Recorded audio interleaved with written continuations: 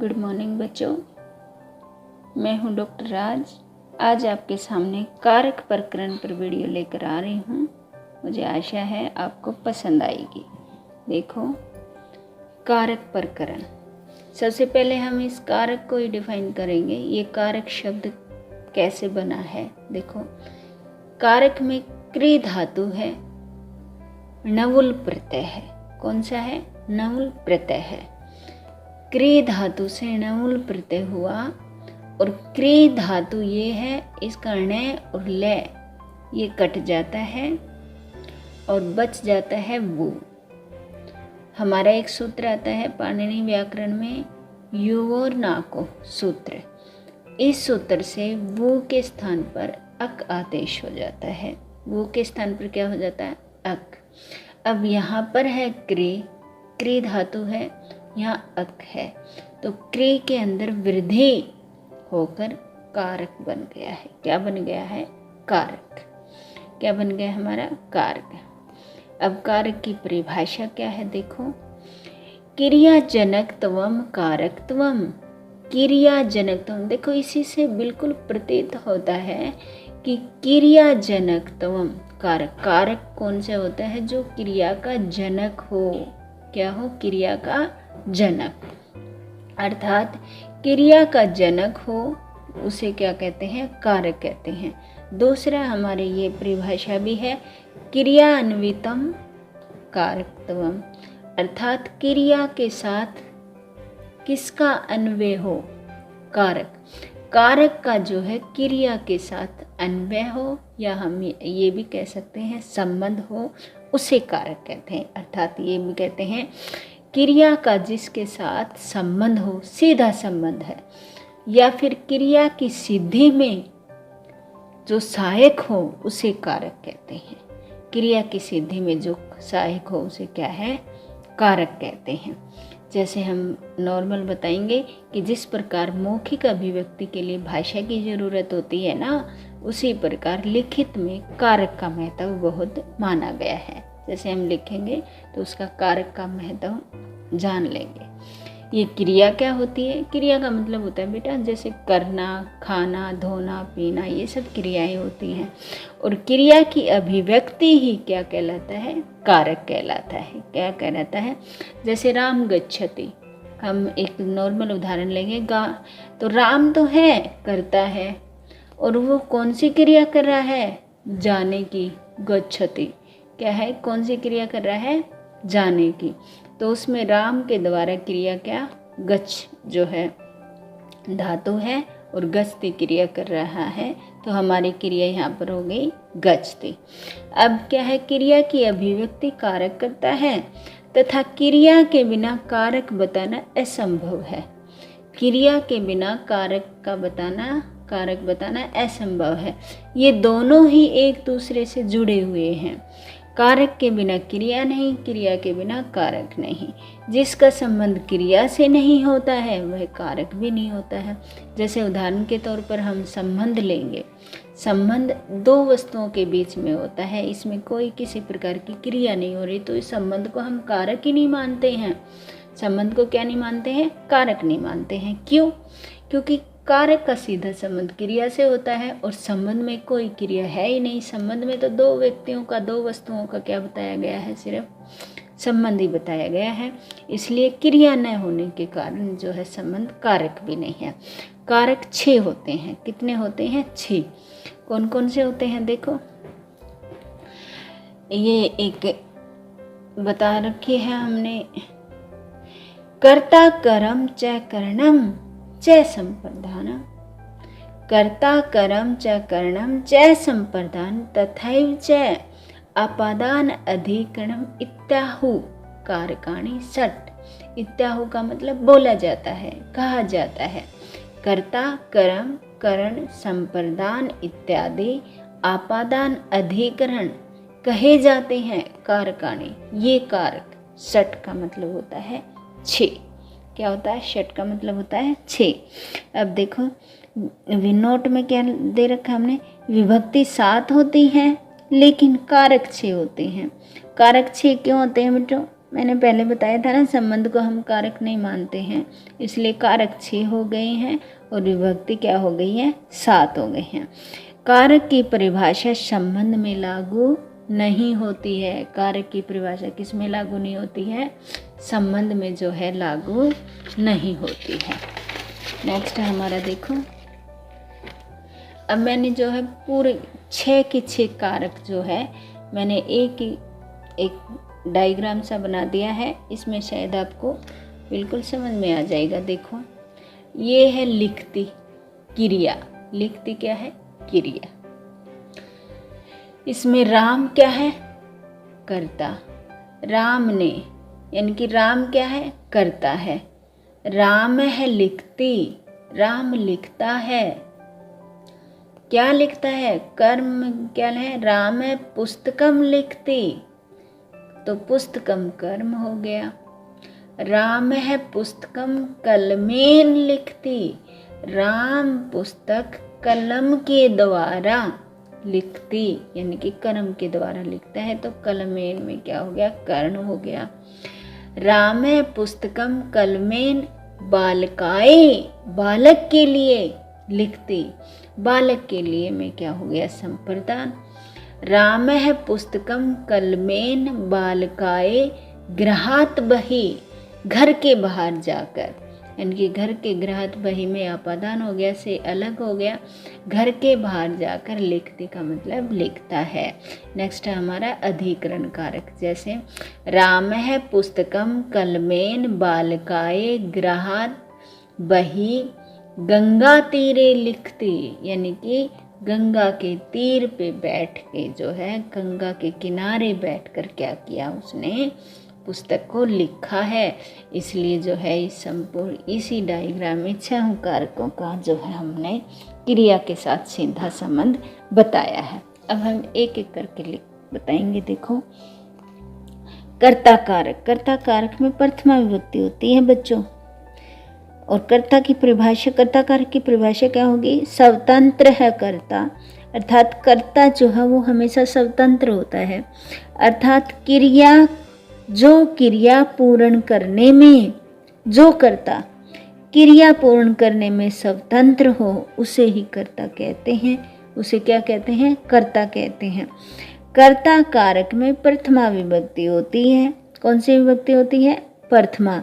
जैसे गमन क्रिया या पठन क्रिया जो करता है वह चाहे किसी वचन में हो या किसी पुरुष में हो, वही कर्ता होता है। समझ में आ गई बच्चों, किसी भी पुरुष में हो, किसी भी वचन में हो, जो क्रिया करता है वो, जैसे कोई भी गमन क्रिया हो, पठन क्रिया हो, लिखने की क्रिया हो, कोई भी है जो है वो कर्ता हो जाता है। जैसे राम पठते, राम जो है कौन सी क्रिया कर रहा है, पढ़ रहा है, पढ़ने का काम राम कर रहा है, इसलिए राम जो है यहाँ पर कर्ता हो गया, पठती यहाँ पर क्रिया। राम पठन क्रिया के, पठन क्रिया को क्या कर रहा है, संपन्न कर रहा है, वह स्वतंत्र है, इसलिए राम यहाँ पर करता है और प्रथमा विभक्ति में आया है। किस में आया है, प्रथमा विभक्ति में आया है। नेक्स्ट है हमारा कर्म कारक। कर्म कारक है द्वितीय विभक्ति। कर्म कारक की देखो परिभाषा, कर्तुरीप्सितम कर्मम, कर्तुरीप्सितम, यानी कि यहाँ पर देखो तमम है, तमम का मतलब जो है सबसे ज़्यादा। जैसे डिग्रियाँ हमारी जैसे इंग्लिश में गुड बेटर बेस्ट होती है ना, इसी प्रकार संस्कृत में भी तर और तमप होती है, तो यहाँ तमम होती है। यहाँ पर जो है तमम है ये, यानी कि सबसे अधिक, कर्तु कर्ता के द्वारा, इप्सित का मतलब होता है अधिक चाहता हो, तमप सबसे ज़्यादा, वो उसमें क्या होता है, कर्म होता है, अर्थात कर्ता अपनी क्रिया के द्वारा सबसे अधिक चाहता हो, वहाँ कर्म कारक कहते हैं। क्या, कौन सा कारक कहते हैं, कर्म कारक। यहाँ इप्सित होना का मतलब होता है चाहना, और तमम का मतलब होता है सबसे ज़्यादा। इसी ये दोनों इसी अर्थ को, इप्सित चाहने के अर्थ को, तमम सबसे ज़्यादा अर्थ को प्रकट करता है। अब जैसे हम उदाहरण बताएंगे इसका, देखो जैसे राम फलम खादते, इस उदाहरण में राम करता है, फलम कर्म है और खादति क्या हो गई, क्रिया। यहाँ कर्ता राम है, राम के द्वारा जो फल खाया गया है वह राम ने अत्यधिक चाहा है। राम सबसे ज़्यादा जो इप्सित करता है, किसको करता है, फल को करता है, इसलिए फल में क्या हो गया, कर्म हो गया, और फल में कर्म कारक हो गया, और कर्म कारक जहाँ पर है वहाँ पर कर्मणा द्वितीय से द्वितीय विभक्ति हो जाती है। किसे, कर्मणा द्वितीय से द्वितीय विभक्ति हो जाएगी। नेक्स्ट है हमारा कर्ण कारक। देखो कर्ण कारक तृतीय विभक्ति, साधकतम करणम। जैसे कर्म में इप्सितम कर्मम था ना, इसमें करण में साधकतम, साधकता मतलब सहायता करे, किसकी, कर्ता की। जो और तम, यहाँ पर तम भी आ गया, यानी कि सबसे ज़्यादा जो सहायक हो, अर्थात क्रिया की सिद्धि करने में जो सहायक बना हो, सबसे अत्यधिक ज़्यादा जो अत्यधिक जो है सहायक बना हो वह है क्या, वहाँ पर जो हम कर्ण कारक होएगा। कर्ण कारक में तृतीय विभक्ति होती है, जैसे राम कलमेन लिखती, राम कर्ता हो गया, और किसके द्वारा लिख तो रहा है, पुस्तक लिख रहा है, ग्रंथ लिख रहा है, जो भी लिख रहा है वो क्या, कलम के द्वारा लिख रहा है, तो यहाँ पर कलमेन में क्या हो गया, कर्ण हो गया, और यहाँ राम ने कलम की सहायता ली है, इसलिए कर्ण कारक हो गया हमारा, तथा कर्ण में तृतीय विभक्ति आ गई है, किसमें, कलमेन में क्या है, तृतीय विभक्ति है। यहाँ राम कलम की सहायता से क्रिया की सिद्धि कर रहा है, ठीक है, तो इसलिए यहाँ पर कर्ण कारक है। कर्म इप्सितम होता है, कर्ण साधकतम होता है, ये मैंने एक नॉलेज के लिए बात बोला है। हमारा संप्रदान कारक, संप्रदान कारक को पहले संप्रदान जो शब्द है इसी को पढ़ेंगे।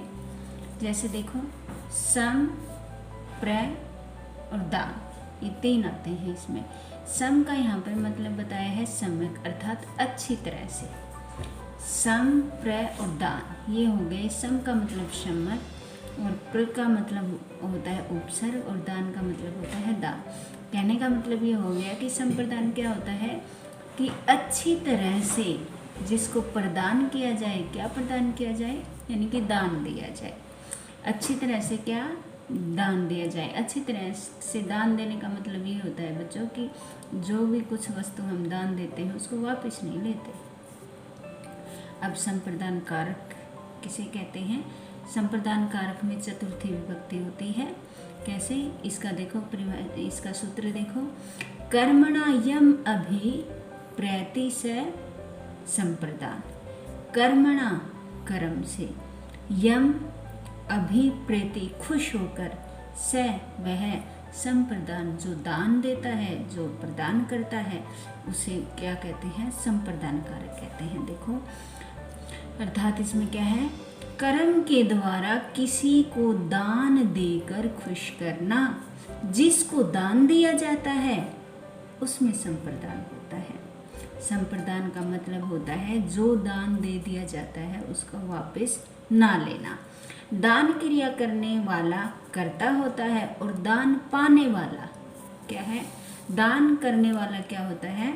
संप्रदान का मतलब क्या होता है, जो दान दिया जाता है और उसको वापस नहीं लिया जाता। दान क्रिया को करने वाला कर्ता होता है, और दान पाने वाला क्या होता है, संप्रदान होता है। जैसे उदाहरण देखो, जैसे राजा विप्राय गाम ददाते, राजा करता है इसमें, विप्राय जिसको दान दे रहा है, क्या दान दे रहा है, गाम, गाय, ददाते का मतलब देता है। राजा इसमें कर्ता हो गया, विप्राय संप्रदान हो गया, गाम जो है ये कर्म बोल देते हैं इसको, ददाते क्रिया हो जाती है। राजाए विप्राय गाम ददाते, यहाँ चतुर्थी विभक्ति हुई है, किस में हुई है बच्चों, विप्राय में।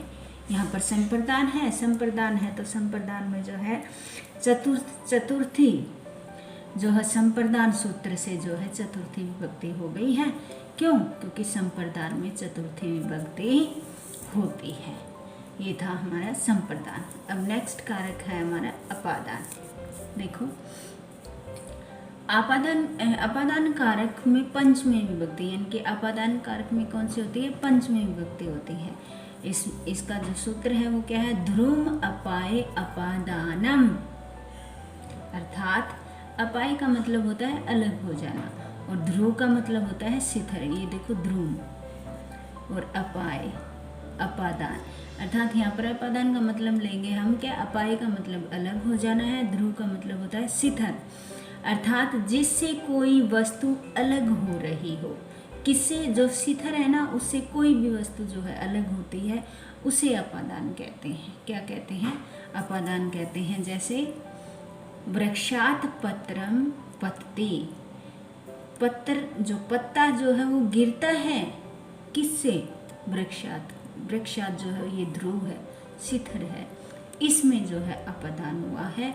और जहाँ वृक्ष अपादान है वहाँ आपादान पंचमी से इस सूत्र से जो है क्या, आपादान पंचमी से क्या है, ये पंचमी विभक्ति हो गई है। अब इसमें एक बात और बता देते हैं बच्चों, कई बार उदाहरण आ जाता है अश्वात पतते, तो अश्व जो है ध्रुव हो गया, इसमें वो शिथिल, बल्कि मतलब ये बोल देते हैं कि वो शिथिल नहीं है, अभी दौड़ते हुए अश्व से भी नीचे गिरा जा सकता है, लेकिन हम उसको अश्व को जो है ध्रुव ही मानेंगे और उदाहरण हो जाएगा अश्वात पतते, अश्व से नीचे गिरता है। नेक्स्ट है हमारा अधिकरण, छठा जो है अधिकरण है। देखो आधार को अधिकरण कहते हैं। किसको कहते हैं, आधार को। जो कर्ता और कर्म का आधार होता है वही आधार अधिकरण बोला जाता है। अधिकरण कारक में सप्तमी विभक्ति आती है। इसका सूत्र जो है ये है आधारो अधिकरणम। क्या है, आधारो अधिकरणम, अर्थात आधार ही अधिकरण होता है। जैसे आकाशे मेघा गर्जन्ते, इसमें जो मेघा जो है गरज रहे हैं, कहाँ से, आकाश, आकाश जो है इसका क्या हो गया, बेस हो गया, आधार हो गया।